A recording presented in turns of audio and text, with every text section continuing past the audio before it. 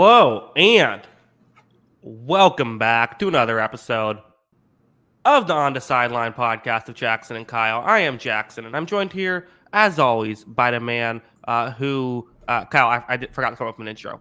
What do I do here? Who was right about Zach Wilson and the Jets? Kyle, how's it going? Doing good. I don't know if I can take too much credit for being right about Zach Wilson, but it is what it is. How's the cruise, man? Seems like you look a little tanner. Is that the case? Yeah, definitely. I managed to avoid any massive sunburns, which I think is a pretty big win for me. It was a good time, and I managed to spend a whole day without watching Sunday football, and it was terrible. Don't recommend. No, I'm kidding. It was still fun, but definitely, I'm glad to be back talking about football. They had TVs on the boat, right? You decided not to do that? Yeah, I'm not gonna be like, let's go instead of having fun on it, but let's go to the TV and just watch football. Also, I know it looks like there's some connection issues. I'm not sure if that's on my end or your end or what.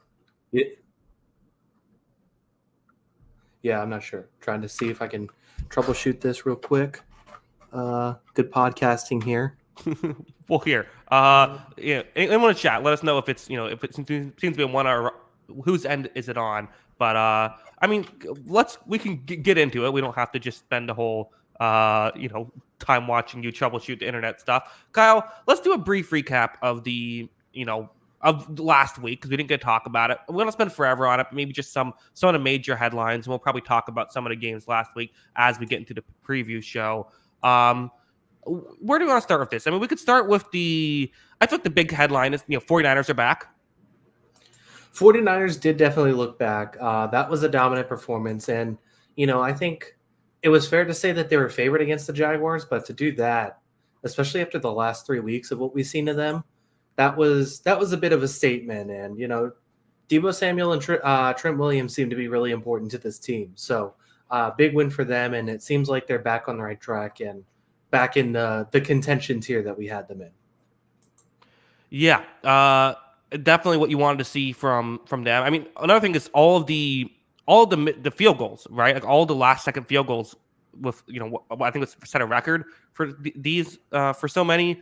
I don't know. CJ Stroud is legit. CJ Stroud beating the Bengals. Kyle, both of our locks missed. Maybe the biggest headline is that you took the lead in the Pick'em show.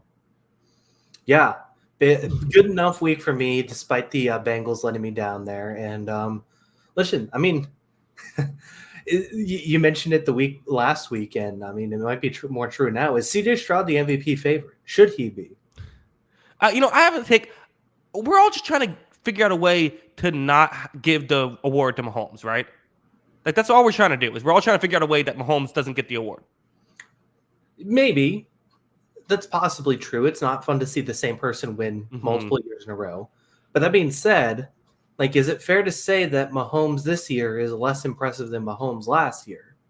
Mahomes has definitely had shaky games this season. I honestly don't think so. I think just the team around him isn't as good this year. I guess you're right. He has had a couple, like the Jets game and the Broncos game. It's fair. You're not wrong, but I still feel like so has I think. If you Everyone's had a shaky game. Yeah, I think if Lamar Jackson was having Patrick Mahomes this season, we're all like, oh, Lamar should be MVP. I just think it's Mahomes, so we're trying to figure out another guy to put in there. And it's not to say he definitely deserves it, but just he probably still deserves it. Yeah. I definitely think, he's no doubt in the conversation, but at this point, what is it? Stroud is second in the league in yards. He ended up turning the ball over a lot last week, so that was kind of a difference for him, but he still only got 2 interceptions. You can't really ask much else of the kid at this point. So it'll be interesting to see if that continues. I don't think I'd pick him for MVP right now, but for a rookie to play at this level, I feel like he's entered the conversation for sure. 100%. Yeah, definitely. The Browns had a roller coaster of a week where first they get the big win, which a very annoying win. I feel like for someone who has been mocking the Browns all year. Then they get this long pass interference penalty that sets up one of the touchdowns. They have this completely fluky pick six to get them the other touchdown. That being said, they actually looked good in this game. Like they actually this was like kind of their ideal scenario. Deshaun Watson, like he didn't look great, but like the fourth quarter, sort of the end of the game, he did legitimately like run the offense well, and it kind of it was even I was starting to buy in, and now Watson's out for the year, so it's like, well, what does it matter?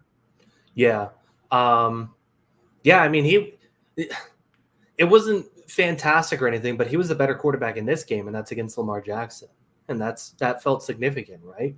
And he's had a couple pretty good games now in a row, and obviously the injury happens. And I mean, look, hindsight on this stuff is always 2020, right? So I mean, the interesting thing is like they had Josh Dobbs the entire summer, Mm-hmm.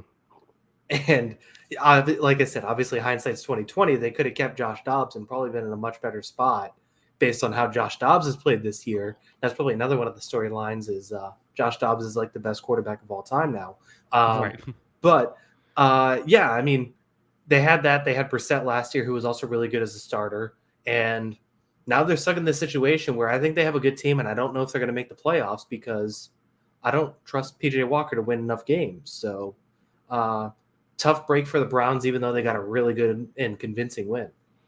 Yeah. I mean, if in the offseason they said, you know what, we're going to cut Dorian Thompson-Robinson to keep Josh Dobbs, we would have all said, what are you doing? Why are you doing, making, DTRs looks good. Also, apparently DTR is going to now start for the Browns, so I don't know what's going on there. I mean, I guess why not? It's not like PJ Walker's been great either. I don't know. The Browns are 6-3 with terrible quarterback play already. Like, why can't they keep doing this? I think they could make the playoffs. I just don't know. How can they make a deep playoff run unless Dorian Thompson-Robinson really turns it around? It seems highly unlikely. Yeah, not to mention, I don't know. It's tough. Like maybe they could, but at the same time, it's like that bad quarterback play has to play the Steelers this week. They got the Broncos next week, which is just a revitalized defense. Jaguars have a pretty good defense. Texans have a good Texans have played pretty well in some games. Jets have a really good defense. Bengals have shown they have a pretty good defense. Can you win those games with bad quarterback play? I don't know. Yeah. Well, I mean, look at who they beat with bad quarterback play, right? So I guess that's kind of how I view it. But, Lions got a big win, a weird game. I mean, I think the Lions, I don't know, this is almost concerning, right? Even though they won, like their defense gave up 38. Yeah, I mean, it was probably one of their worst defensive days of the year. They got a little torn up in this game, and it felt like the Chargers guys were wide open the whole time. And, they could probably be a little upset with that pass interference call that got one of their touchdowns because it was on like 4th and goal, and they had held them like 4 times in a row. But definitely wasn't the ideal defensive performance, and they've had a couple duds now in the last 3 weeks, but they still got the win. So I can't fault it too much. This offense looks really good. Jared Goff, another one. He's looked fantastic this year, and there are some good things going for the Lions, even though the defense is slipping a little bit. Yeah, we touched on it a little bit. Josh Dobbs and the Vikings. I mean, what a run from them now. Vikings are going to make the playoffs. It seems like it, right? Like, I don't know. They have a pretty. What's their gap now? It's a pretty good. It feels pretty significant at this point. They are. I mean, they're 2 wins ahead of Tampa, Washington, and Atlanta. That feels pretty good. I mean, they might get in at 8-9. So if they need to go 2-5 the rest of the way, I feel like that's doable. Yeah, they might go 7-0 the rest of the way. Division. I saw people talking about, hey, played. It's fun. I did hear people saying, hey, they played the Lions twice. Maybe they could take the. I don't think it's a good thing that they played the Lions twice. I don't think that's a positive for them. I think they would rather not play the Lions anymore this year than play them twice. Yeah, but still, I mean, like even I just mentioned winning 2 games. They do play the Bears, the Packers at home, and they play the Raiders. There's probably a good chance they end up with 2 wins down the stretch. Unless some other team gets hot, it feels like they're a safe bet to get in. Here's my question. Do you want to get irrational? Sure. If Josh Dobbs plays this well down the stretch of the season, what do you do this offseason? Ooh, interesting. I mean, I think Kirk Cousins. I mean, I don't know. But Josh Dobbs is like incredibly overrated, right? Like we can say that. He's certainly getting the hype right now. Like he's a fun quarterback. Yeah, I mean, to his credit, he did play well the last 2 weeks when they needed. Yeah, I agree. So, I want to give him the credit for it. He's been, I mean, like we said, he might save their season here, so he gets the credit for that. I don't know if I still don't think he's better than Kirk Cousins, but at the same time, like if he plays lights out, does it become a discussion? I don't know. If he plays lights out, I suppose. I mean, if he does what he's done these past 2 weeks continuously of being like a solid court. Like I don't know what a Taylor Heineke type. Like that's kind of how I'm viewing him as like someone who's coming in and like being able to make some plays. You know, right when Taylor Heineke came in for Washington, not Atlanta Taylor Heineke or last year Taylor Heineke. Then like I think you say, hey, he's kind of that guy who's good enough to win you some games, but he's probably going to lose you some games as well. I mean, like we saw what he did with Arizona. Like it's kind of the thing where he would have a good game in Arizona. Everyone would say, "Hey, credit to Josh Dobbs," and then he would stink the next week, and no one would pay attention to it because it's Josh Dobbs and it's Arizona. So who cares? Yeah, that's fair. So it'll definitely be interesting down the stretch. I could see him getting a job though, whether it's, you know, he could end up in New England. I mean, and like, listen, if Kirk Cousins says, I want $50 million, like maybe it's a better option to go with Josh Dobbs than that. I'm just saying, like, he's not he shouldn't be your plan A. Yeah, I think that's fair. So it's fun to think about because he has played well. Sure. And there's time left. Maybe he'll continue to improve. I don't know. But Kyler Murray's back. Yeah, he is back in. I mean, he looked almost as good as he has been, the whole time, right? The athleticism's still there. It didn't seem like there was any rust, and good win for the Cardinals, and good win for a lot of other teams' draft stocks. So that was big. Yeah, almost maybe a bad conflicting win if you're a Cardinals fan. I think as a whole, though, you'd rather have a franchise quarterback than have a higher draft pick, right? Like if Kyler Murray is just back to being franchise quarterback Kyler Murray, I think you're much happier with that. And if you're picking fifth, because in that case, you're not picking a quarterback anyway. Yeah. Cardinals fell to fourth in the draft odds because the tiebreaker is strength of schedule. You're number 3 now. We are number 3. That is true. I mean, there's a lot of teams bunched up at the top still, a lot to play. It was a rough week for the NFC South, except for the Buccaneers. It was a great weekend for me, coming back and looking at all the scores and watching. I watched the Bucs game live and then just looked at the scores for the other ones. But yeah, I mean, everyone in the NFC South loses except for Tampa Bay. All of a sudden, we're in the hunt again. You are in the hunt again, indeed. Good win for you. The defense kind of had a big bounce back day, which was needed after that shellacking and. I think I'm just done with the Saints. I know Carr got hurt in this game, so that does it. And that definitely did in this one. But like, man, what the heck? I don't even know what to judge on this team anymore. Now, part of what I liked was this receiving core, and Michael Thomas got hurt. And who could have foreseen that coming? I know, right? But A.T. Perry did show some flashes, so maybe that's something. I don't know. I don't know how to judge the Saints team anymore. I really just don't. Like, I could say all this stuff about the offense, and Carr did get hurt. So you take it with a grain of salt. But they got diced in the first half by Josh Dobbs. They gave up 24 points to Josh Dobbs and the Vikings without Justin Jefferson. Yeah. Yeah, no. I mean, like we can say, the Derek Carr injury. I think they were down like 24-3 when Carr got hurt. So it's sort of like, I mean, it's hard to use that as a massive excuse. My prediction of the Saints winning the division with a 7-10 record becoming more and more close to being possible. Yeah, it's definitely a possibility now. So fascinating stuff there. That division, like, if we just didn't watch it the rest of the year, would anybody be upset? Well, me, because my favorite team's in that division. But anyone else, no, not at all. Yeah, non-NFC South fans. I mean, even some NFC South fans probably are done watching. I think Carolina's okay with it. Yeah. Yeah. Maybe Atlanta now. How thrilled is it? How thrilled is New Orleans to be watching this team? It's really just the Buccaneers, because I feel like we still have the mindset of being a bad team, even though we've made the playoffs a few years in a row. So we're still like, hey, we're in it. It's still like the idea of the playoffs is still fun for us. There's still a chance. Yeah, exactly. Yeah, I don't know. Why not? I just think it'd be hilarious if we win the division 2 years in a row with a losing record in back-to-back. That'd be great. Yeah, that would be pretty funny. The last game that I want to talk about, unless you had anything else you want to touch on, what's going on in Buffalo? I mean, this is what a weird scenario. Josh Allen is somehow getting all the criticism for this. I mean, I get some of it, but like, man, there's a lot of issues here going on. I think the turnovers are the big issue, right?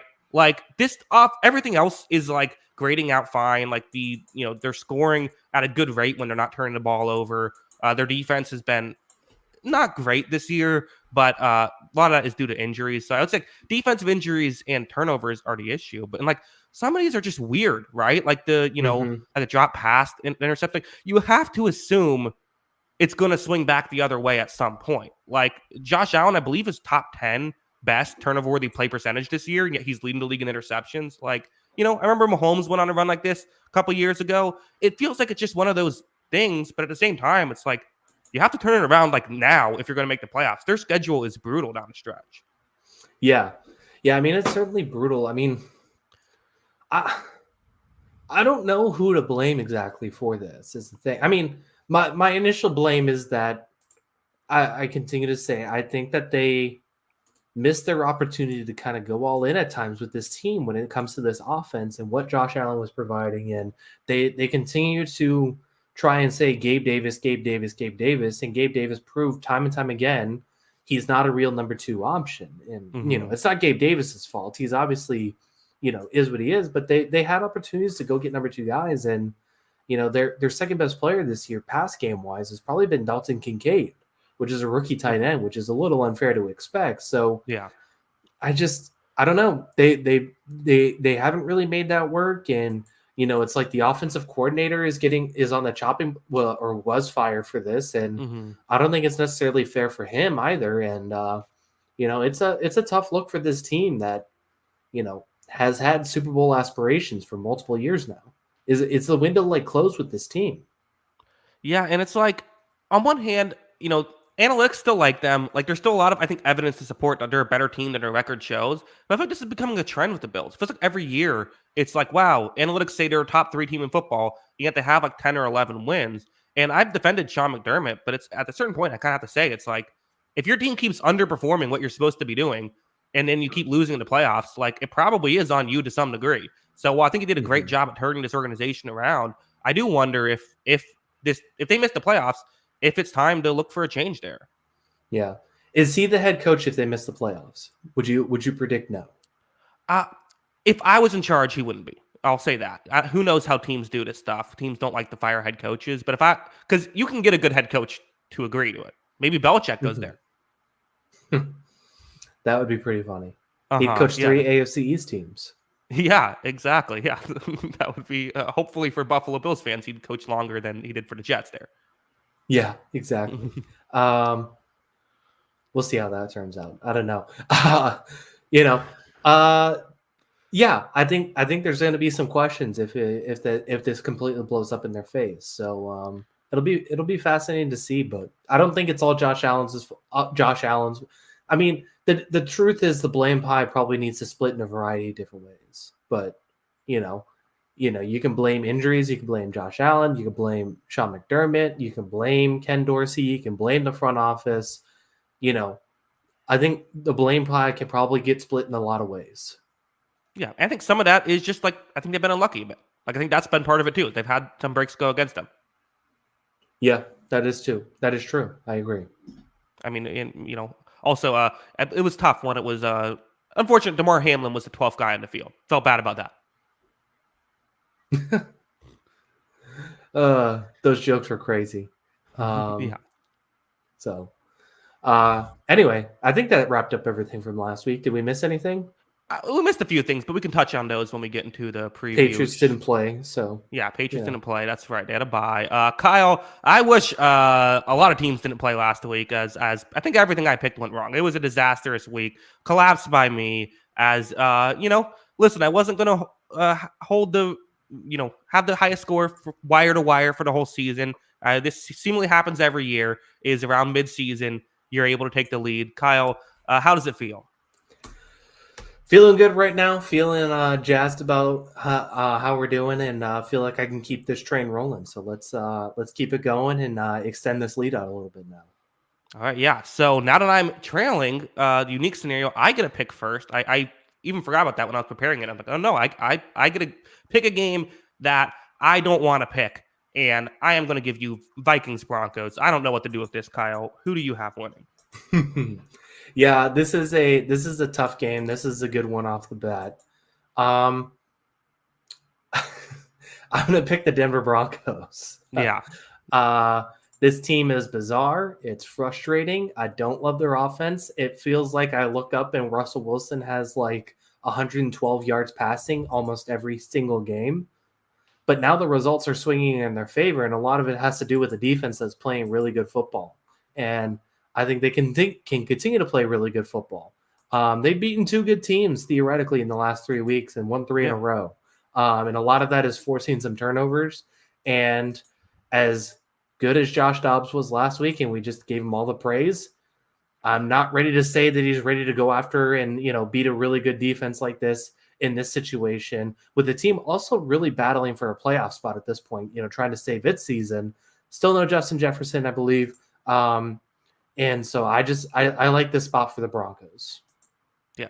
I agree that the Broncos defense has played better. I still don't know if I would go as far as calling them a really good defense at this point. But it's weird. You can't use any defensive stats to measure them because that one Miami game was just going to make them like bottom 5 in the league in every stat like all year. But I guess I could look at, how they've done recently. But, as a whole, I agree. I think I have Denver winning. It's funny with Russell Wilson. I feel like he's basically been the same player all season, but now that they've started winning, everyone's like, oh, hey, he's playing better as of late. Like, no, he's playing as good as he's played earlier. Just his defense isn't giving up 70.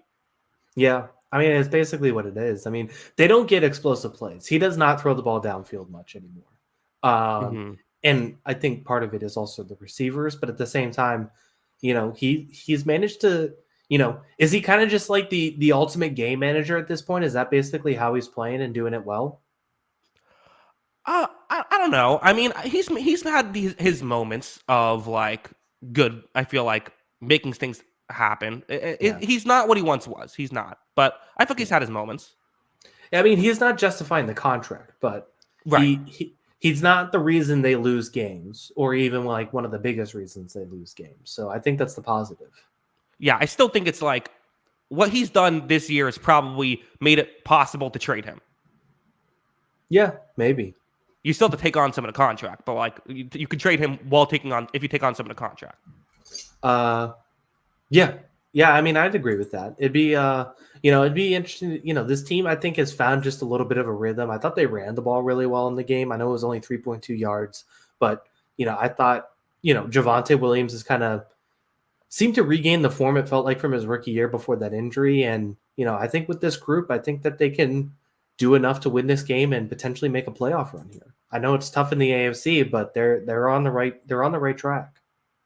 Yeah, I was interested. So because you brought up the defense, I looked it up. In the past 4 games for Denver, their EPA per play is in that span 10th best in football defensively. So you're right. I mean, they picked it up a lot. Also, I got to give credit to this Vikings defense, who's 3rd best this past month. Brian Flores has completely fixed this defense. How did that guy not get a defensive coordinator job at the very least last year? It's incredible. Yeah.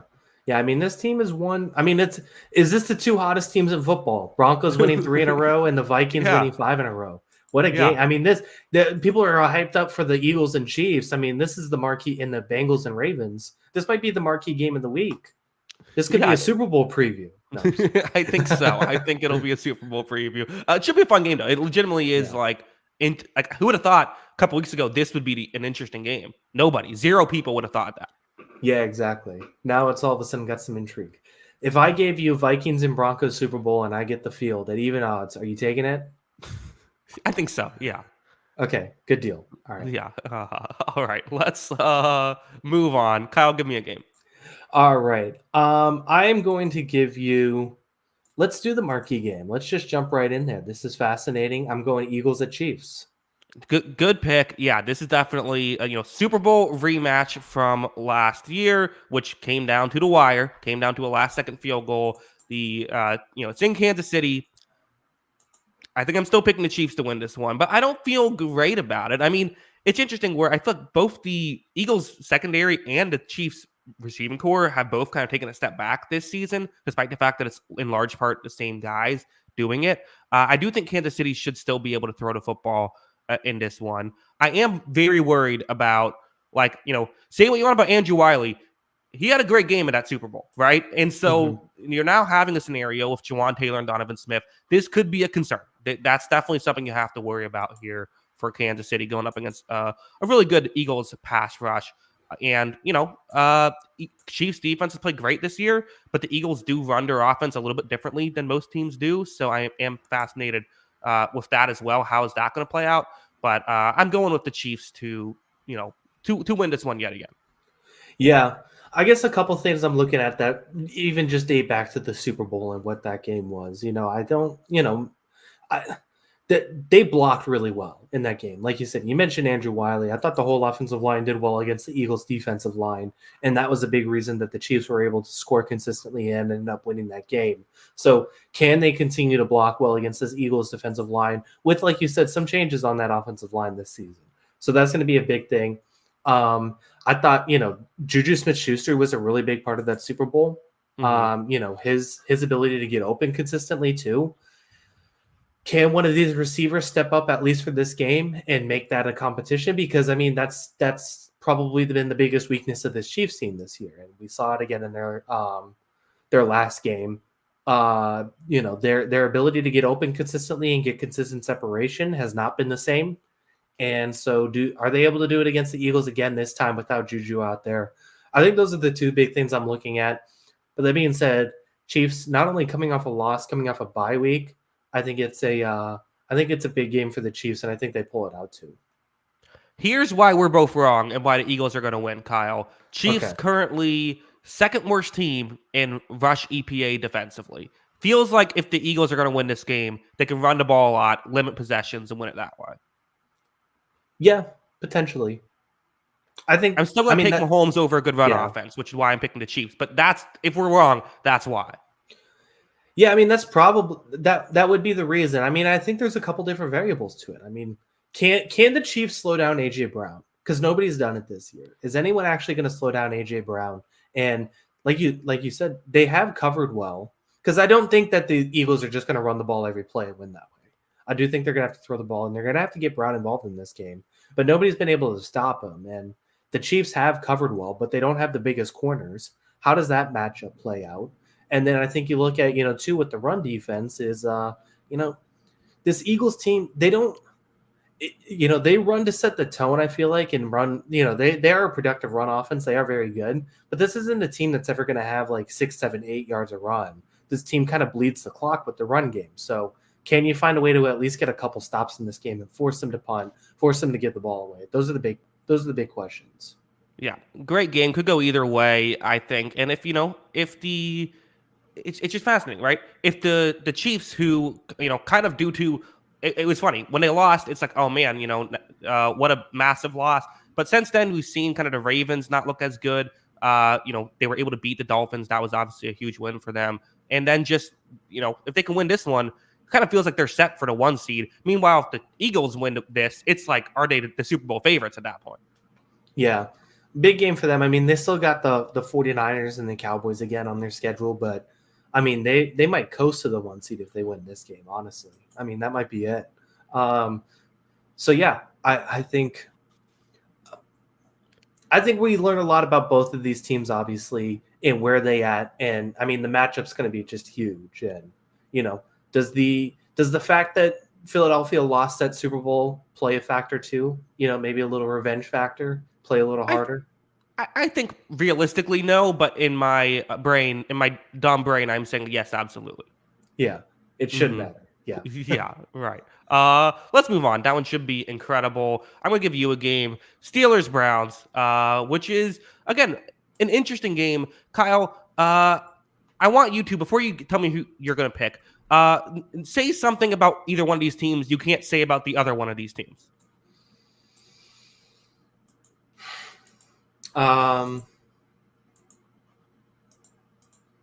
One thing about this team you can't say about the other team. Pittsburgh Steelers have a fringe starting level quarterback. So right, so that's the benefit as opposed to the Browns who do not. Yes. Okay. Yeah, I suppose so. Yeah, that's fair. I think the Steelers have a better quarterback. But I came to this epiphany. It was when Watson was still there. Of like these teams are basically the exact same. Mm-hmm. Yeah, I mean they are very similar. I agree. Yeah, I got nothing for you. I mean, it is true. They are basically the same teams. Although you know, the they're similar. I agree. There are a lot of similarities there. They both cause a ton of turnovers. They have the two best edge rushers in football. And I mean, there's a lot to like about both teams. I agree. And about lot to not like too. Who's winning? The Steelers, lock it up. Steelers are winning this game. Okay. Yeah, that's good luck. Yeah, I mean this line feels disrespectful with Deshaun Watson out. I don't know if it hasn't been adjusted or something. I mean, it feels crazy that it wouldn't be.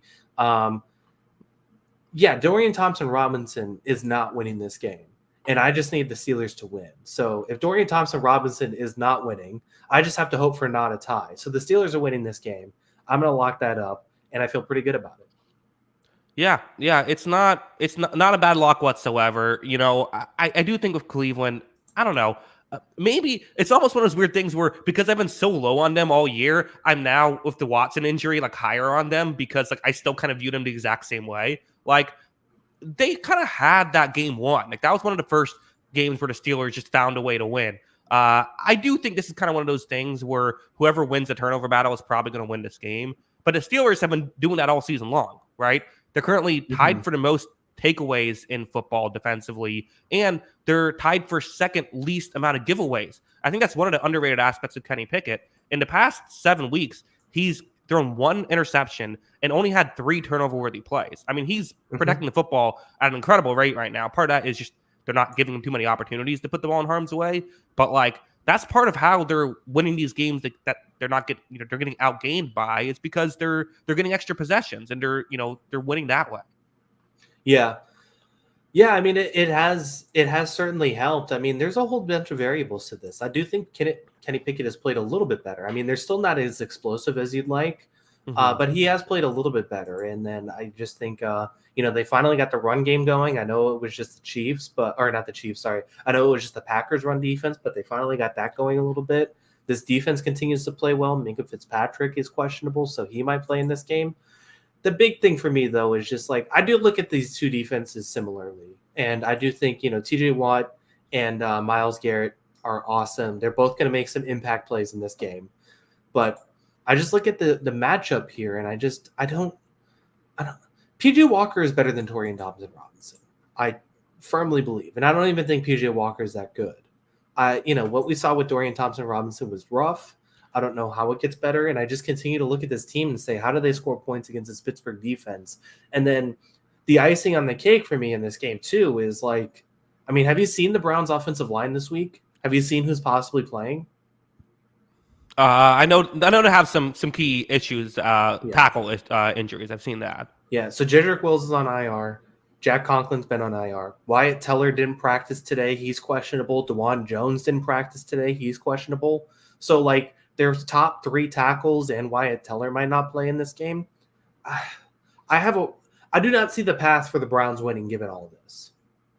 Well, the path to them winning is they win like 10-6, and I think it's possible. I think I like the move to go with Dorian Thompson-Robinson. I think just because it's an upside move for me. Like PJ Walker has, again, to use our favorite PFF, currently overall grade of 30.8 this season, 38th among 38 eligible quarterbacks on the year. I think Thompson-Robinson at least has higher upside. He has the upside, sure, because he is young. But at the same time, that last game, the last time he started was 121 yards, 3 interceptions on 3.4 pass yards per attempt. Yeah, but he was playing in his first game against Baltimore, and I think that's what he was terrible. I'm not saying he wasn't terrible. I'm just saying I think you say, well, he was terrible once. Let's go with the guy who's terrible once instead of the guy who's always terrible. Yeah. It'll be tough game for them. I do feel bad given everything, but I just don't see the path with everything going wrong. Like you said, the defense has to play the perfect game, which is capable of doing. We've seen this defense keep them in games they shouldn't have won, but I don't see it happening given all the setbacks they have at this point. Yeah, I mean, I get it. I hear you. It'll be fascinating to see. I don't know. It should be an interesting game, though. I think it's close, but I agree. I think the Steelers pull it out. I actually gave you that game hoping you would pick Cleveland. So there you go. Kyle, give me a game. All right, keeping the train rolling here, and I'm going to go back to the marquee games. Let's do it back to back here. Let's do Bengals at Ravens tomorrow night. Yep. Next on my list as well. I said I'm not locking up any of these first four because I don't know what to do with any of them. Really, I'm going to pick Baltimore, but I don't feel great about it. I really don't. And this is one of those where, again, logically, this doesn't make any sense, but like in my head, it does. Of like the Bengals being 5-5 doesn't make sense, but like if the Ravens are 7-4 and the Bengals are 6-4, that makes a little more sense. But I'm Yeah, still I mean, picking the Ravens. I can't not. I still have to pick the Ravens here. But I don't know. It's interesting. yeah, there definitely is a variable to that, right? Where there it does make sense for this to be that close, and all these teams will be separated by a game, basically by that result. Um, does these teams have played a lot the last few years. We've seen a lot of Lamar Jackson versus Joe Burrow, and we've also seen who was the quarterback that played that one game too? Um, Tyler who Huntley. played? No, it was Anthony Brown or something, wasn't it? In I'm not Week sure which 18 team last we're. year, the Uh, Ravens. Yeah, that's it. oh, Anthony maybe. Brown played Week 18, Ravens Bengals, and then they play Okay, again in the playoff with Huntley back. So gotcha. yeah, what a time. Anyway, so yeah, these two teams play a lot. Obviously, we've seen a lot of Burrow versus Lamar. Listen, I think Lamar has had his success against the Bengals, and I think that's something you can kind of ride on. But this Bengals defense is very good and capable of winning this game for sure. So I think it'd be a fascinating matchup.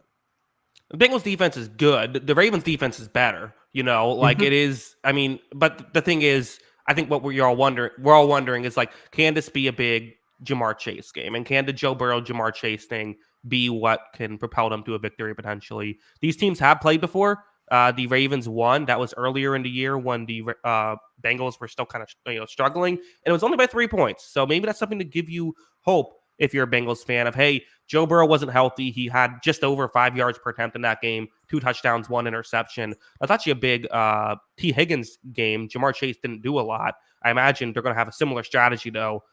Get the ball away from Jamar Chase. And I could still see some success here from Baltimore defensively. I think maybe Cincinnati could score more. Yeah. Though I do think there is upset potential here. In fact, I think I would like the Bengals +4 here. I think I agree with that. This feels close enough that I would warrant it. And then T. Higgins is out again. It's missing a second game in a row, so that plays a part in it too. Right. I thought they did miss him last weekend. Some people were saying that Jamar Chase didn't look 100% in this game because I guess he took a big hit in the primetime game the week before. I didn't really notice that as much, but it would be interesting. If these guys aren't 100%, and obviously no T. Higgins, how much does that affect this Bengals offense this season? Yeah, and it's also one of those. I mean, it's a cornered animal game a little bit, right? This is for Bengals. You kind of got to honestly, kind of for both teams. Even though the Ravens are leading their division, they lose this, then you're not leading the division because you've lost to. I believe they split against. I believe either way they would not be leading the division. I'm Well, if assuming there Pittsburgh isn't a wins, they'd be 7-3, so they'd be up. Or right. no matter who wins, they'd be 7-3, so they would take the first spot in the division. Oh yeah, that's right. I forgot about the extra game. So yeah, so barring a tie for Baltimore, you if you lose, you're no longer leading the division. Feels like, and for the Bengals, they're already not in the playoff spot right now. So kind of Yeah, crazy with these two teams with Super Bowl aspirations, and we kind of view them as contenders, but like they got some work to do right now. yeah. It's certainly not must-win scenario right yet for the Bengals, but at the same time, if you drop to 5-5, like it's still the same thing kind of in the NFC. They're 7 through 14 in the NFC are all separated by a game. Like that spot is incredibly competitive, and you can't fall down too far behind at this point. In the NFC or AFC? AFC, that's what I mean. Sorry. Okay, yeah, gotcha. Yeah, I think there's quite a bit separating some of the teams in the NFC, but Yeah, yeah, complete opposite. yeah, should be a wild game. Looking forward to that one tomorrow night. Kyle, my turn to give you a game here. I'm gonna give you Chargers Packers. Yeah, this is a good one. I do like the Chargers in this game. Obviously, the Chargers are very capable of charging this thing. Mhm. So there is that concern. I don't know.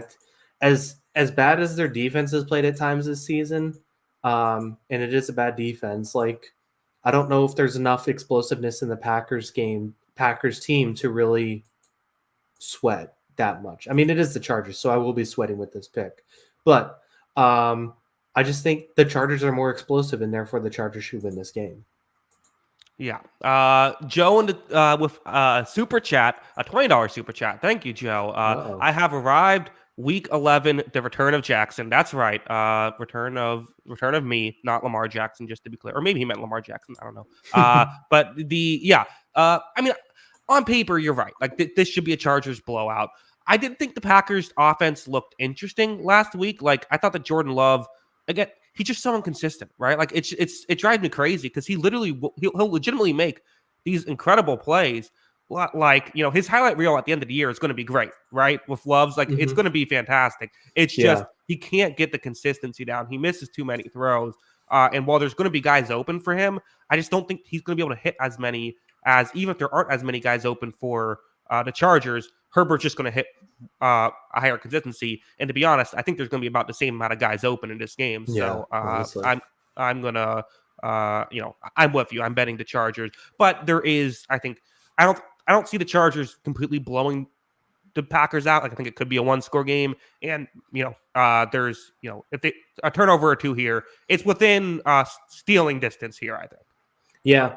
I will say the Chargers have played pretty well the last 3 weeks. I know they didn't win against the Lions, but that's a really good team that they played.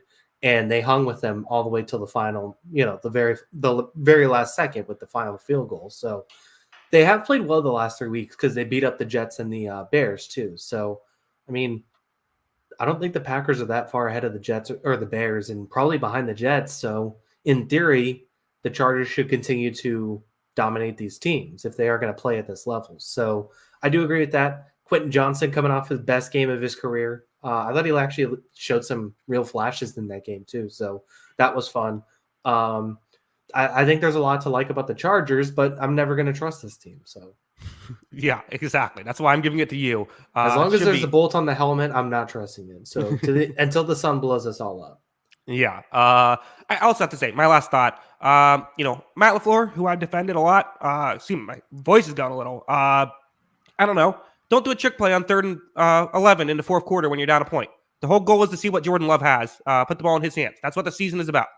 Yeah. Getting all teary eyed thinking about the Chargers just letting us down again is what you're Yeah, doing. I know. It's tough. It's tough, Kyle. Let's move on. Give me a game. You're like that one lady, the fake fan. Yeah, exactly. Exactly. Give me a game, Kyle. What's next here? Where am I going next? I didn't want to give this game, but I think I am going to give this game. The NFC West is weird. The Rams own the Seahawks, but I don't trust the Rams at this point. Seahawks at Rams. Yeah, I mean, I know this is maybe a bit of a bold take, but I kind of feel like I have to do it. I'm locking up Seattle. I know the Rams own the Seahawks. I know they beat them earlier this year. I just think that the Seahawks are playing at a much higher level now than they were early on to start the year. I think they started strong. And to be honest, the Rams are playing at a much lower level now. So all the Seahawks have to do is win by 2. I like those odds. Yeah, I think I agree with that too. I don't know. I mean, we could see Carson Wentz in this game. Ooh, you that'd be know, fun. it sounds like Stafford might play. I guess he did practice today, so obviously I'm it seems. assuming Stafford's playing. If Stafford's not Yeah, playing, this is an easy lock. yeah, I agree with that. So, I mean, I agree. Seahawks, still wasn't the most convincing game, but they went down and got the winning field goal. So I guess, they got another win. Geno Smith did play well in that game, it felt like. So, there are definitely positive signs out of last week. And, they should win this game. And, it's time Seattle. I want Seattle to win this game by a lot. It's time Seattle Mhm. does what they should do and blow this team out. But I don't know. It's been weird. It's been a weird season. It's been an up and down season for Seattle, and even the wins feel unconvincing at this point at times. Yeah, it is just because like their record is still 6-3. It's really good. They're Yeah. tied with the 49ers. They're tied with Dallas. Like, only Detroit, Philadelphia, and then I guess Kansas City and Baltimore. Those are the teams that have better records than the Seahawks. Like they've been right there, but you're right. It's just like I just want to see a little bit more consistency. And I guess for the Rams, you're 3-6.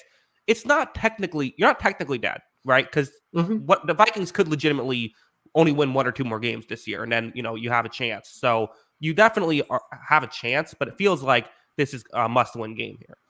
Yeah, it's becoming make or break season, right? So they need to go on a bit of a run here, and there are still things to really like about this team. The receivers are really good. They played well at times throughout this season.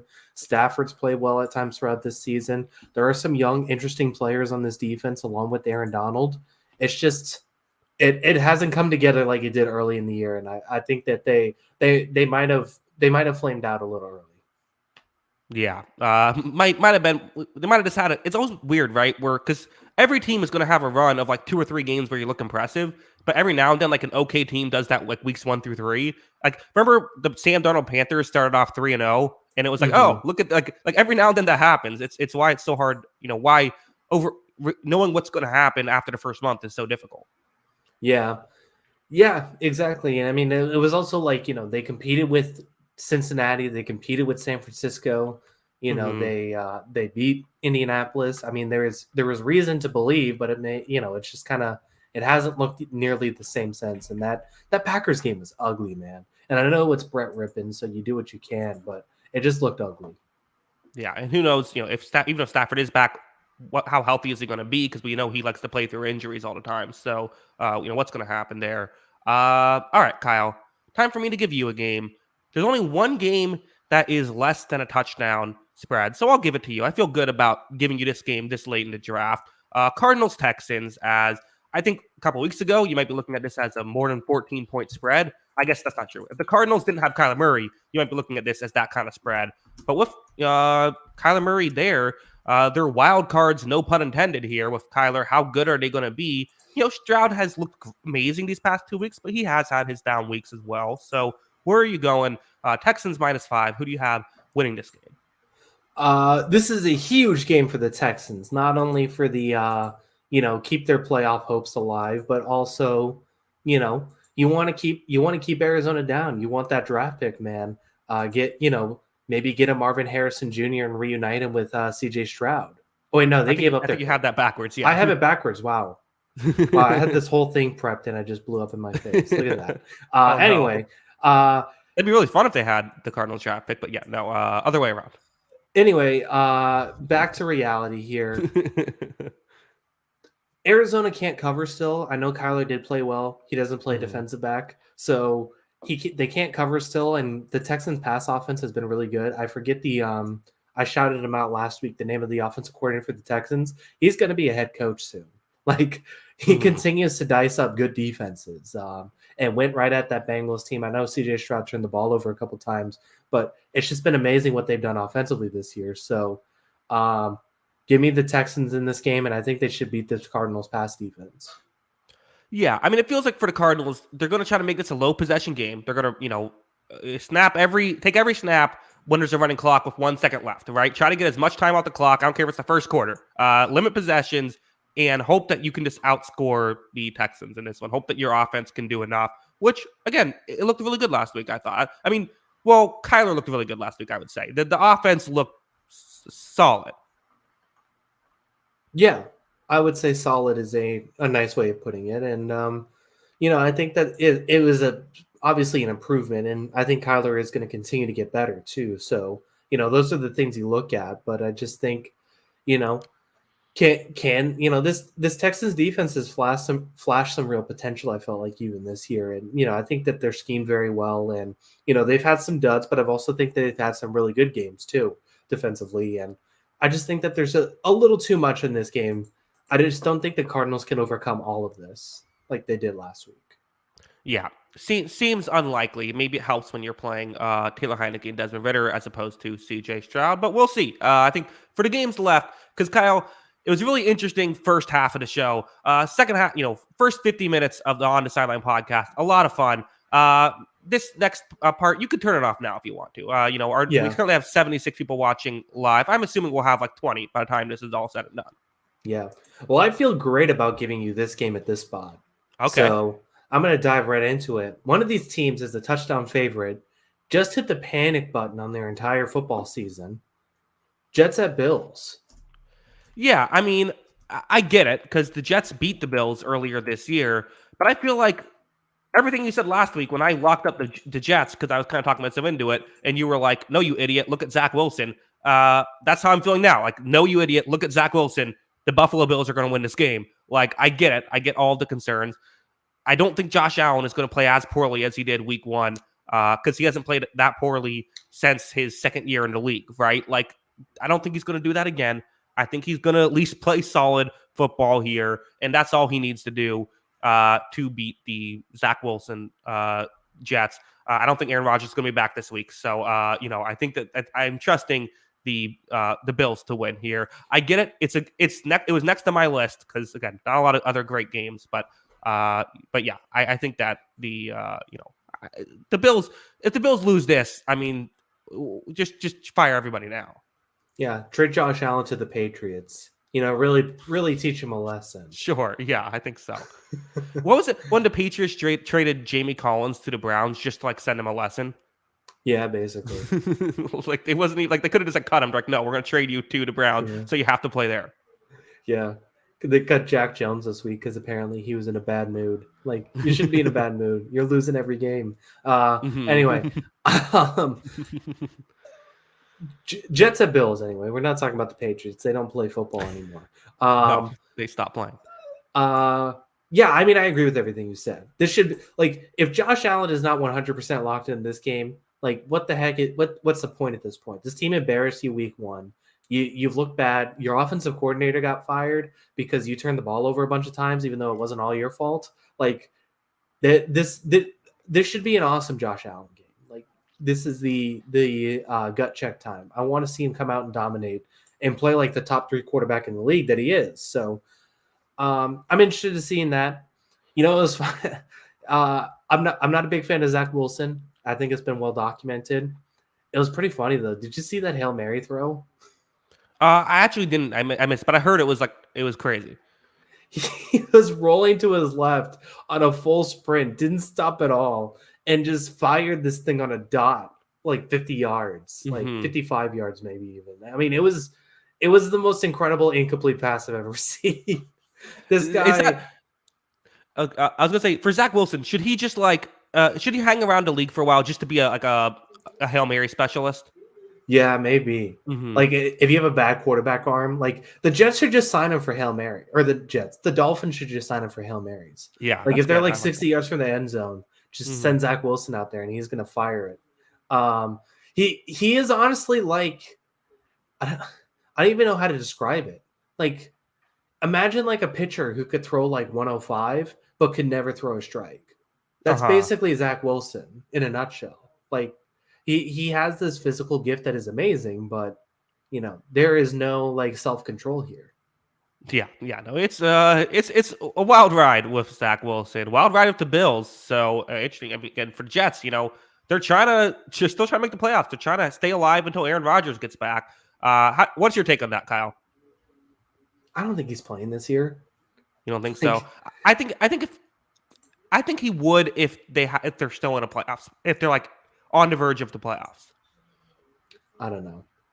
I'm not convinced. Like, there's too many plays where a quarterback has to turn subtly and like spin away from coverage, do these different things, and like I'm just not convinced that he's actually going to be able to do that stuff. Can he walk? Can he throw the ball? Sure, but like, is he going to be able to like avoid coverage, pass rush? Like, I don't believe that's actually going to be a thing. So unless he's just going to fall over every time someone's near him, that's not a very good recipe for success. And to be clear, I don't think he's going to play well if they're like, I don't think he's going to come in and like light it up. I just think that he could come in and play and then look like Zach Wilson out there.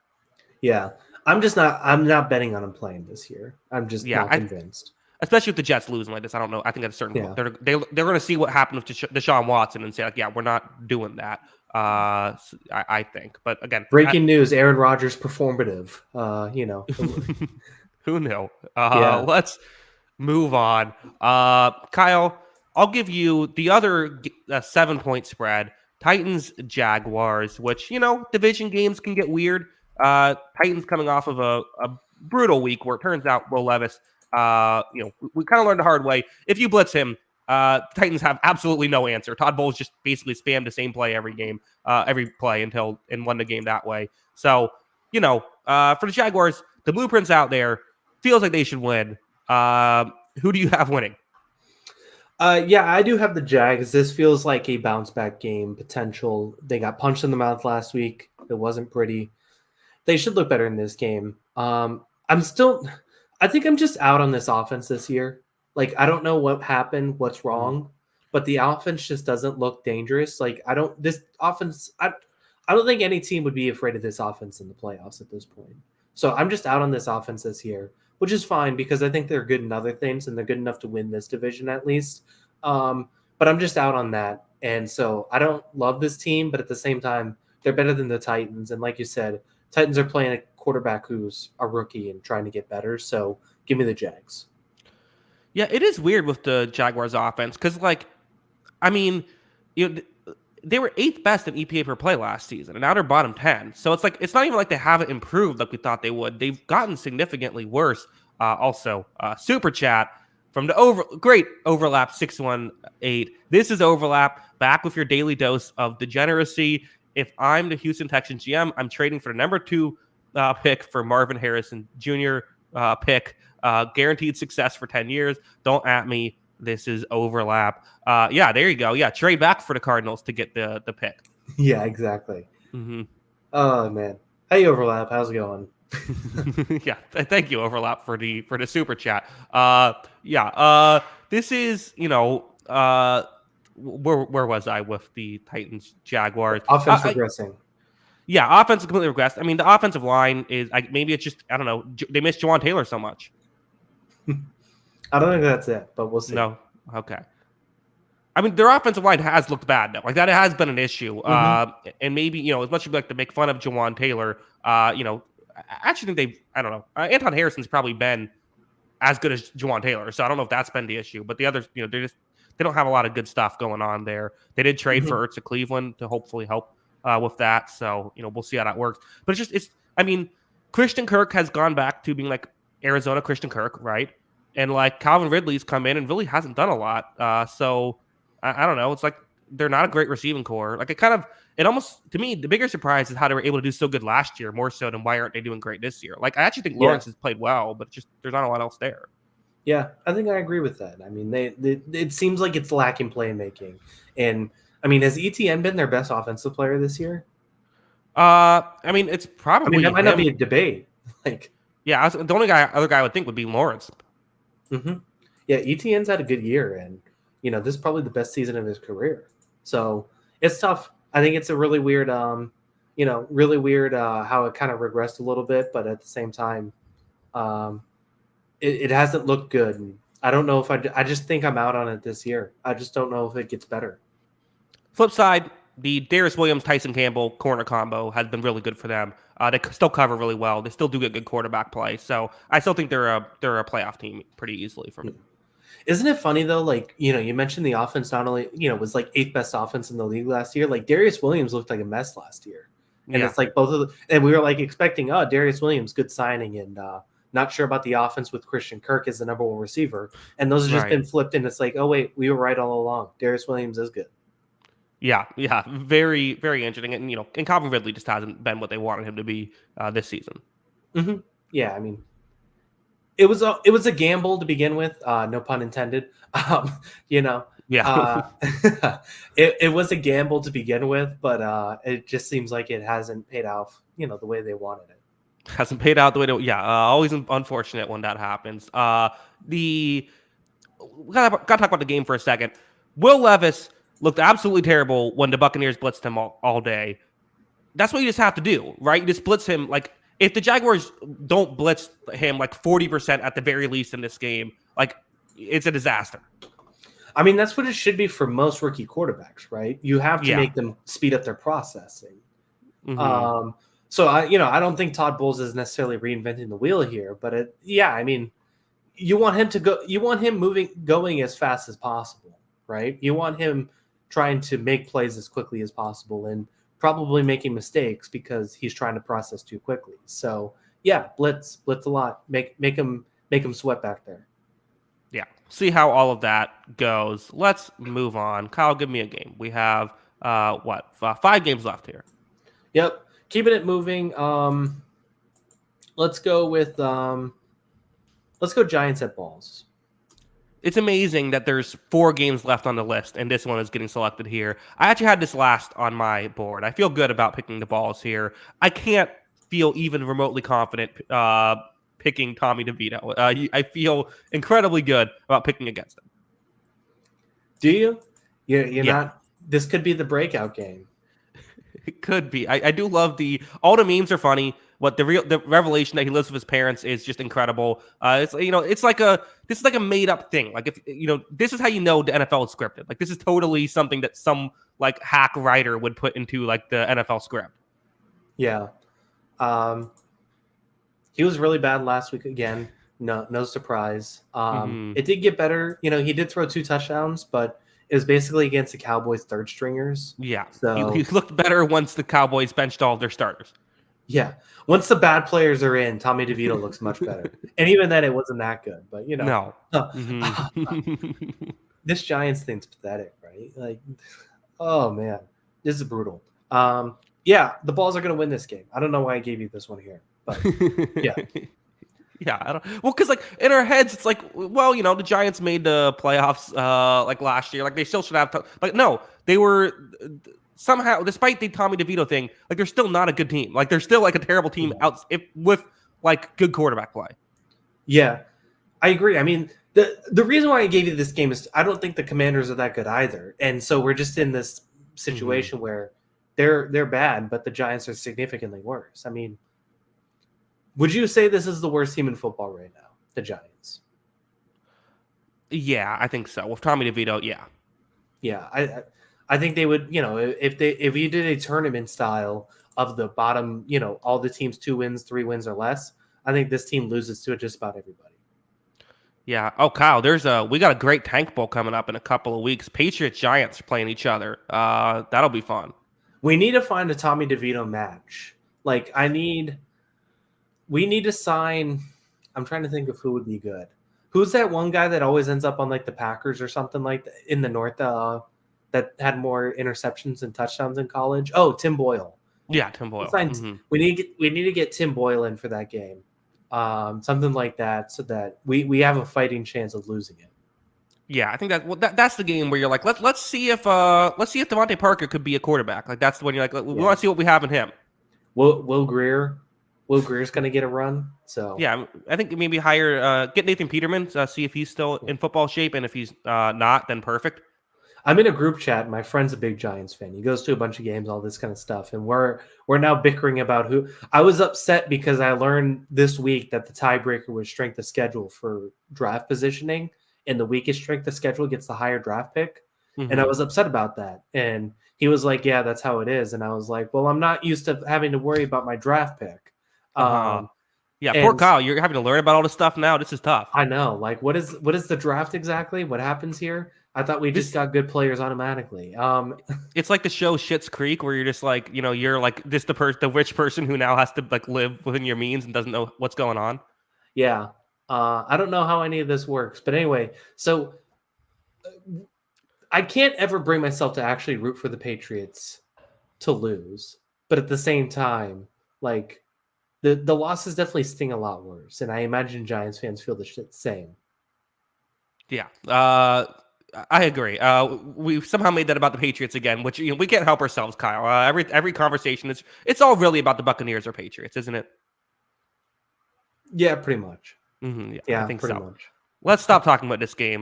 We already stopped talking about this game. Let's be honest. Let's move on. Speaking of the Buccaneers, I'm going to give you my team here. Which I think that they're an okay team, that is still on the board here with some of these games. So I don't know. -12 to me feels disrespectful, but I'm a biased Buccaneers fan. It's probably fair, actually, given how badly the Niners blew out the Buccaneers last season and how badly they've blown out a lot of teams this season. So I understand it. Kyle, Bucks, Niners, who are you picking? Yeah, I mean, obviously picking San Francisco. This Buccaneers defense with the bounce back week, maybe you say they keep him in the game a little bit, but at the same time, like, I don't know. If it's Todd Bowles against Kyle Shanahan, I'm leaning towards Kyle Shanahan's play calling winning out against Todd Bowles. And Todd Bowles is a good defensive play caller, but I just think, if Bowles is blitzing a lot against this team, I think Shanahan's going to have it figured out. I think he's going to be ready for this, and I got the 49ers winning. Yeah, I mean, it's fascinating with all this stuff. Like, I do think that, for Purdy, his numbers are a little bit worse when he is blitzed, but it's not overwhelming. Like, he's still pretty good either way. Like, he's a good quarterback. So, like, it's not something where you can, like, get some advantages that way. I wouldn't think. I do wonder if, to me, the way Tampa Bay can keep things interesting is if they can get one or two deep shots to Mike Evans on the outside. And if you remember in that game last year, there was a 75-yard Mike Evans touchdown that got negated due to a Donovan Smith holding call. So like that's probably the way you can win this one, but it seems unlikely. It seems like I'm with you. I think the Niners should be able to put up a lot of points. Now, again, we saw the Buccaneers play well against the Lions, who do similar things, but they are different teams, and I don't know about, especially with, we still don't know the health of some of the Buccaneers corners right now. If Zion McCollum is having to, get significant playing time in this game, I mean, forget about it. Yeah. I mean, that's a bit of a problem. But at the same time, like, you mentioned the deep shots, and, when this 49ers team has looked bad this season, it's been the corners that really have felt like they've let the team down. And that outside coverage just isn't what it needs to be. Granted, they do have a great pass rush, so it doesn't make it a little more complicated to make that happen. But yeah, I mean, Godwin and Evans are better than the corners of San Francisco. So that's probably the matchup advantage that you try and take advantage of. I just don't think that it's enough. And so, yeah, I mean, and equally, the 49ers might have a greater advantage with their pass catchers against the, if it's like you said, if it is a McCollum, they may have a greater advantage out there. Yeah, I think the reason why I give you the Buccaneers here is they do at least have a pathway to victory. Like, you can at least like envision it, but it still feels like that pathway to victory involves winning a turnover battle, which they can generate turnovers. Their defense can generate turnovers, but so can the Niners. So like, I see no reason to pick the Buccaneers. The Niners should win. I'm hopeful for a cover. We lose by 11. I'm happy. Yeah, I think that's a perfectly realistic expectations. Because the Buccaneers, while we're on the subject, our schedule gets so much easier after this. Because it's actually been pretty difficult. Like, the Saints, Falcons, and Panthers are all like bottom 10 in terms of strength of schedule. The Buccaneers have actually had a decent amount of tough games, but then we play the Colts, the Panthers, the Falcons, the Packers, the Jaguars, then the Saints and Panthers again. I mean, it's winnable games. Now they have to win those games, but which might not be done. But basically, the Jaguars is the only game that you look at and say they're probably not winning that one. Every other game is like they could win it. So, survive this one, and then hopefully rack up some wins at the end of this year and make up the half game you have on New Orleans. Yeah, for sure. So, yeah, it'll definitely be interesting, and maybe the Bucs can make a run here in the second half of the season. But this is a tough game to win.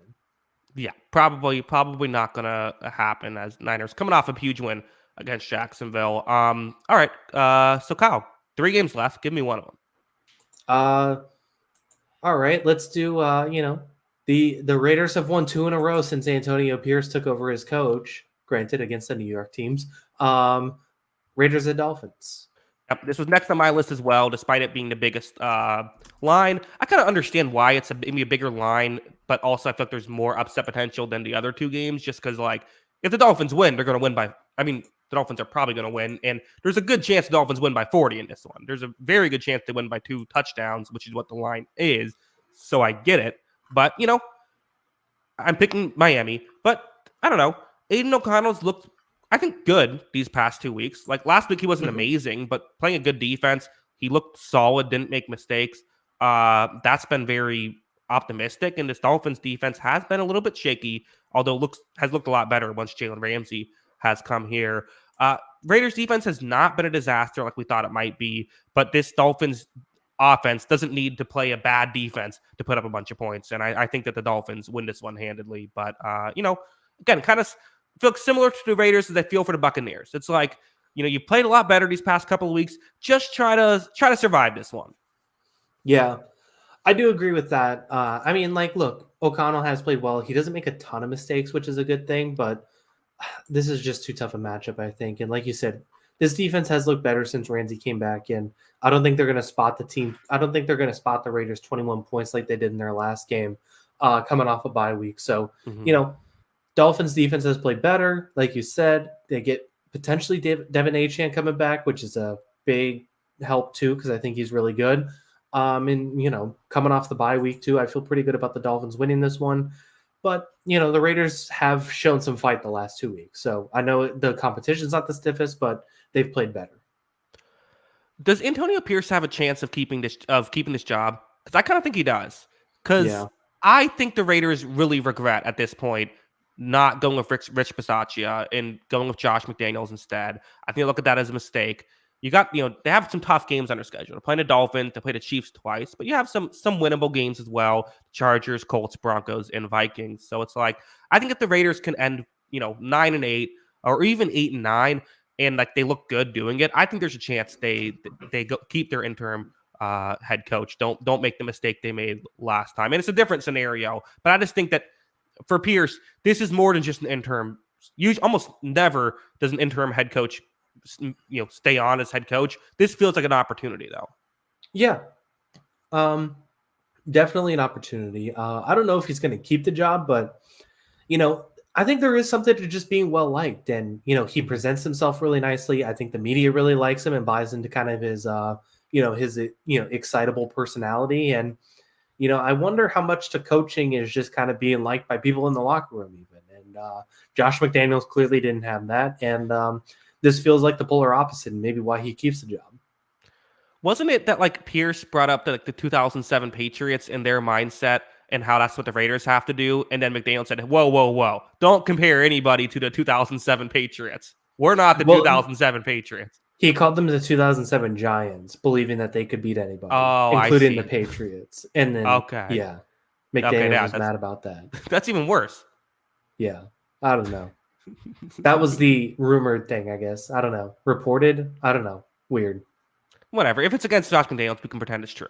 I'll fact check everything else. That one we'll just pretend it's true. Yeah. We don't have ethics here. We just pretend we do. What is it with Bill Belichick assistants just being weirdos? Like, between him and Patricia saying, like, I need credit for winning the Rams Super Bowl. Like, there's just a bunch of weird people. I don't get it. And he keeps hiring these his moments. Yeah, I don't know. Greg Schiano, that was he hired him knowing he was a weirdo for a second. But I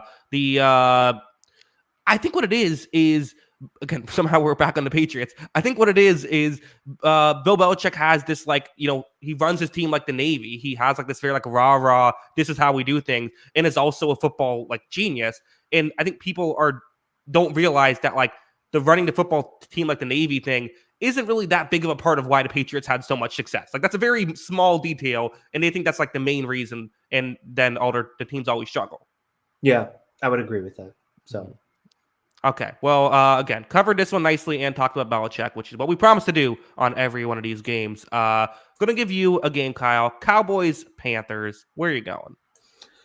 Cowboys. I would probably bet Cowboys minus 10.5. Mm-hmm. This defense just makes bad offenses look really bad. It against the best teams, you can have a conversation about the Cowboys, but against teams like this team is built to beat bad teams by 30, and they're going to beat the bad team by 30. So give me the Cowboys. Kyle, there was big news for Cowboys fans this week.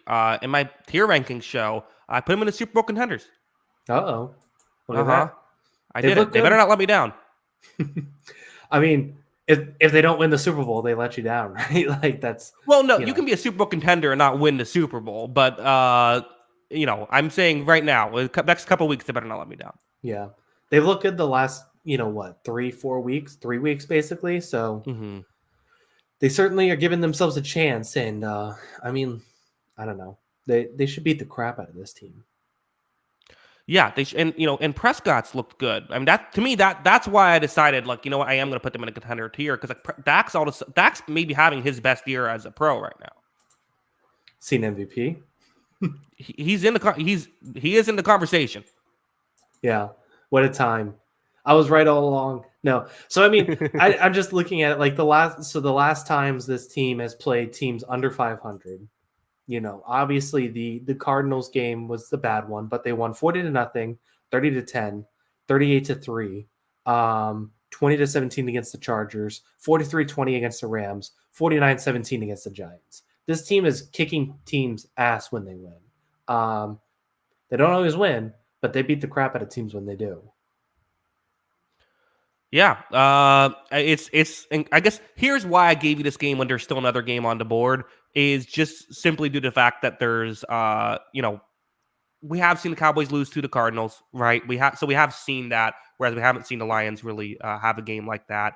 And I don't know, I think there is maybe potential. This Panthers defense has put together a couple of nice showings. So they did shut down C.J. Stroud just 3 weeks ago. So also.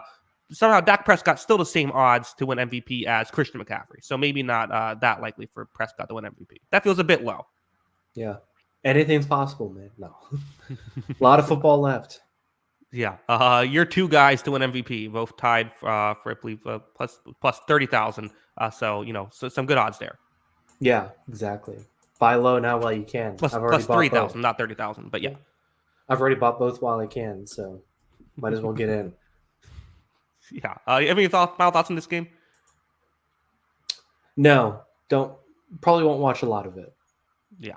We'll see. I'll watch at least. I'll see how Bryce Young did eventually. Maybe not on Sunday. Bears Lions.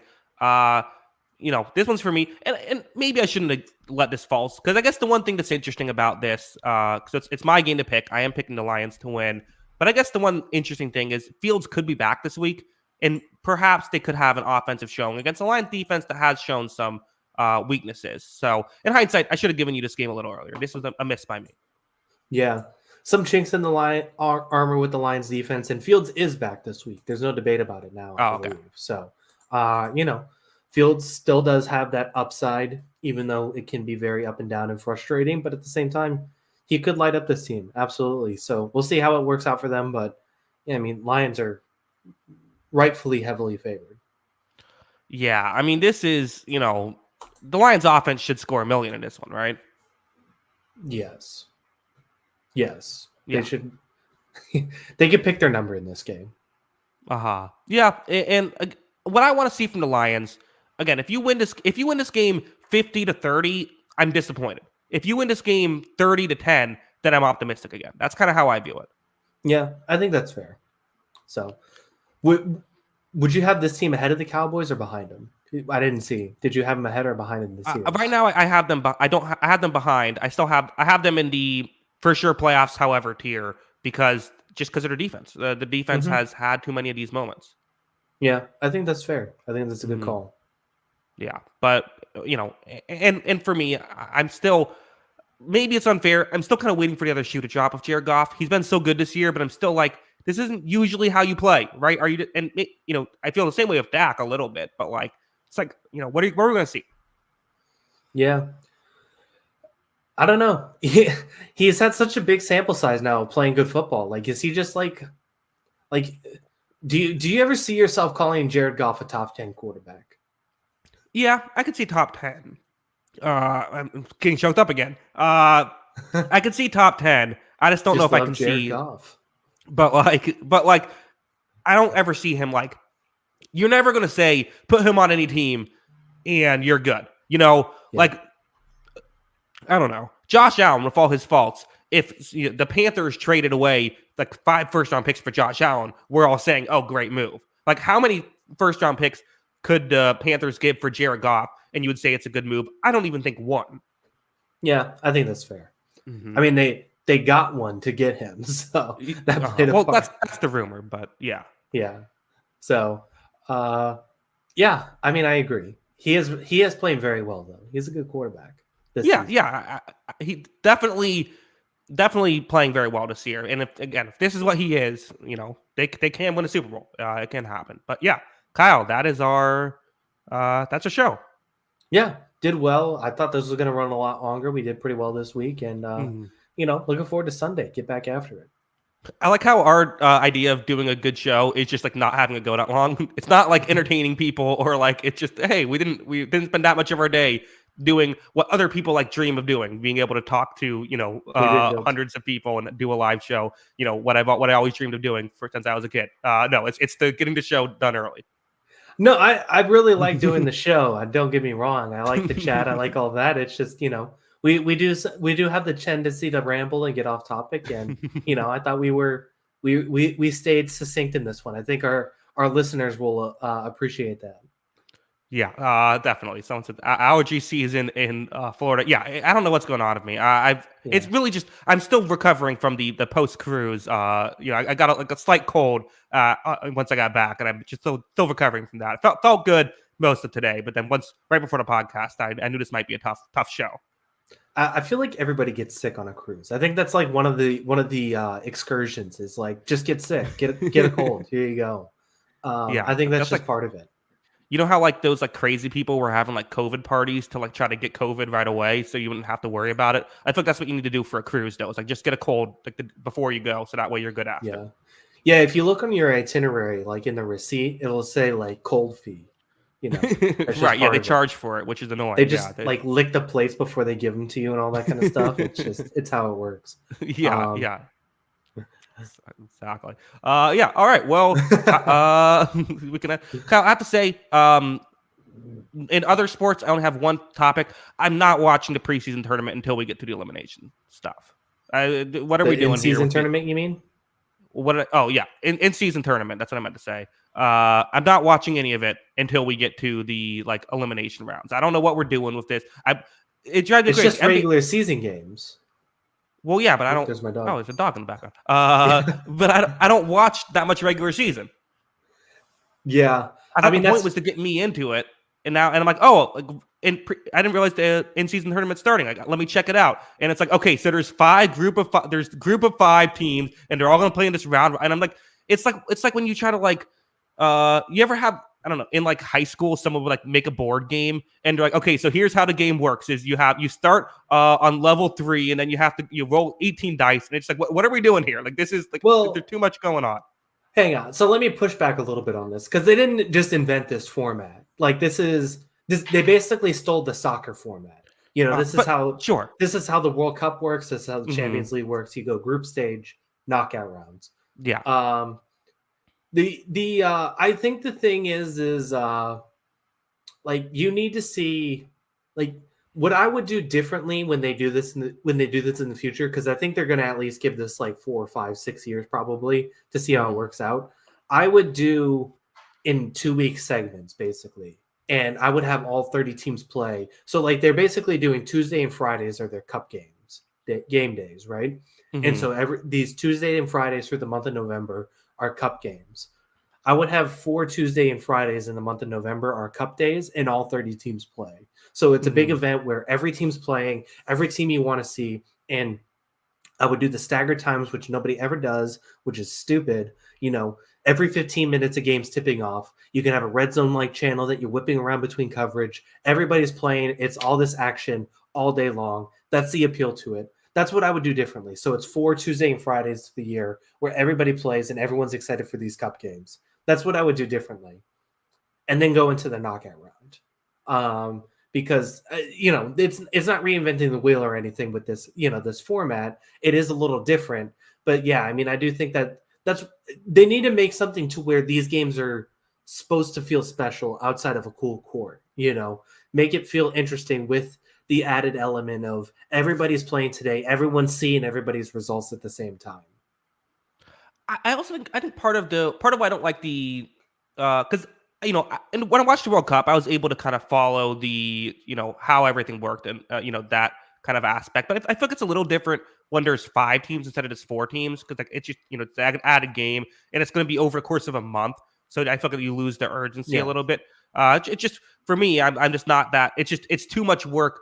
I think part of the issue too is the World Cup it's so impactful. Like that's what it's once every 4 years. This is what it's all about. Like this is like your dream to do. The in-season tournament is just like a fun thing to do. So it's Yeah. like I'm not going to spend an hour doing homework to try to figure out, if the Memphis Grizzlies can make it to the next round of the in-season tournament. I might do it to figure out if USA can make it to the next round of their, of that round in the World Cup. Yeah, I mean, comparing anything to the World Cup is a losing battle, right? Because it's maybe the biggest sports event every 4 years, right? Just in general. I mean, it might be the biggest sports event in the world. I guess like the World Baseball Classic, I guess would be like a better thing too. Like it's a similar format where the group stage is also a little longer because there's they try and spread the games out a little bit. That could be kind of a similar one. But I do also think only watch once we get to elimination there. Oh, I watched it all. I love the World Baseball Classic this last year. Yeah, it's fun. I think, but that's where I think like if they did it over 4 days instead of the whole month, where if it's just 4 Tuesday and Fridays, instead of I think it's 7, because you play 4 games over those 7 Tuesday and Fridays. So I would keep it to the 4 days, and it's the 4 special days of November where everyone's tuning in because everyone's playing, and it's a bigger deal. All my point is that from a marketing perspective, it feels like the in-season tournament. The point is to get me to watch basketball, right? I occasionally watch basketball when I hear Draymond Green got suspended from another game. That's pretty much when I tune in. In this scenario, it's like an in-season tournament's interesting. I'll watch these, impactful games. I'm going to watch once we get to the elimination rounds for sure. I'm just not like I don't care that much about this aspect of it. Yeah, I mean, I get it. I agree with it. And, you are the demographic audience to this. Like, I watch basketball every night regardless of the game, Right. I'll watch the Hornets and Wizards on a random Wednesday night. Sure. So I am not the target audience to this because I watch it. You are definitely the target audience because they want you to tune into games. I think it's added some intrigue to it, but it's maybe not pushed the needle enough as they need it to go. But I still think even if people watch the quarterfinals, semifinals, and finals, I think that's deemed a success still. Because that's 3 more games than probably they're watching before Christmas anyways. Yeah, no, I don't disagree. It also reminds me of the play-in games where I'm like, play-in games, awesome. This is cool. And then they're like, okay, what we're going to do is if the 7 and 10 seed play each other, and then the 6, the 8 and 9 seed play each other, and then the losers of these teams, are out, but then this loser is still in, and I'm like, stop it. Just make it easy for make it easy for me to understand. Yeah, no, I get that. I agree with that. It'll be interesting to see how it evolves and how they make some tweaks going forward, because I do think there will be tweaks. I do think that, this is kind of we'll rush into this and then see what works and what doesn't and change as we go. But, I enjoyed, I do feel like the games are a little more competitive, which I think is interesting. I do think it's fun. The courts or whatever, to me, I think that's very much for like not teenagers. Colorful enough. Need to make it more colorful. I will say, like, this is all definitely for teenagers, like the colored stuff and all that, the cool jerseys for the games. The red courts have been rough. Like any court that is red dominant, it's tough to view. That is my takeaway from the courts. Anything else is fine. The courts make sense because again, it's for dumb people like me. It's like, oh, that's an in-season tournament game. Like that's the point of it. Is so I can look at it and say, oh, okay, that's not a regular game. That's an in-season tournament game. Yeah, it's definitely something that's going to be workshopped, and like I do think maybe tweak the rules for the games too. Like you could add a 4-point line or do something different, or add some different things to make it a little more intriguing. Yeah, I like that. Maybe like if you make a 3, you get to pick a player on the other team who has to sit out for the rest of the quarter. That would be a little extreme. Maybe have like a bingo going on throughout the game, and whoever for the crowd, and whoever wins bingo gets to play for like the next 5 minutes. There's things you can do. We'll workshop them. It can be done. We'll get on the phone with Adam Silver. But yeah, I do think that they need to make a way for this group stage to be a little more understandable and a little more impactful. And maybe like, I don't know, but the last day of the group stage is Black Friday or something. Everybody's watching that day or something like that. I don't know. You continue to workshop it. Also, have I ever had a more on-brand take than complaining about how confusing the in-season tournament is, and then saying they should add bingo to it, or where fan gets Yeah. to then be on it? Yeah, that sounds about right. So, Yeah. yeah. To answer ATU Urban, Kyle's opinion on Mac Jones. I think I tweeted yesterday because we didn't even talk about the Patriots game in our Week 10 recap. That should be the last throw of his Patriots career. That last one, that last interception should be the last throw of his Patriots career. So yeah, I was done with that after that. At least I watched West Ham get a win while the Patriots were playing, so I was watching both, and that eased my pain a little bit. But that was demoralizing to watch us go 0-4 in the red zone against a terrible team and lose that game. Yeah, Kieran. Yeah, you're right. It's been a tough run for the Lightning, but we don't need to get into that. Bruins are good. Bruins are good. Hey, at least I'll take you over Toronto at this point, to be honest. That's good to hear. Yeah. There are people now calling Jim Montgomery a regular season coach, which I think is insane, but they're winning games. So, hey, better to be that. John Cooper was a regular season coach for a while. I just think the idea of a regular season coach is such BS because the game is such a toss up in the playoffs, anyways. Yeah. And then I continue to go back to Brad Marchand had a breakaway in Game 5 of the first round playoffs that would have sent them on. How is that Jim Montgomery's fault we don't win that game? I don't know. Just bizarre. Yeah. All right. Sorry, I extended your short show, boys. Yeah. We're all talking about how short the show is, and then we're going long. It is what it is. Kyle, let them know where you can find us on Twitter before we head out. Yeah, make sure to follow us on Twitter. That is at Jackson Kruger. Make sure to follow me at by Kyle Gronin. And make sure to follow the account page at On the Sideline JK. That is at On the Sideline JK. Of course, you have audio-only podcast. Anywhere you get your podcast, search On the Sideline Podcast. It should be available. That's our show. Any final thoughts? No, let's get out of here. I'm good. Yeah. So let's get out of here. Again, thank you to everybody. We do appreciate it. Until next time, have a good one. Peace.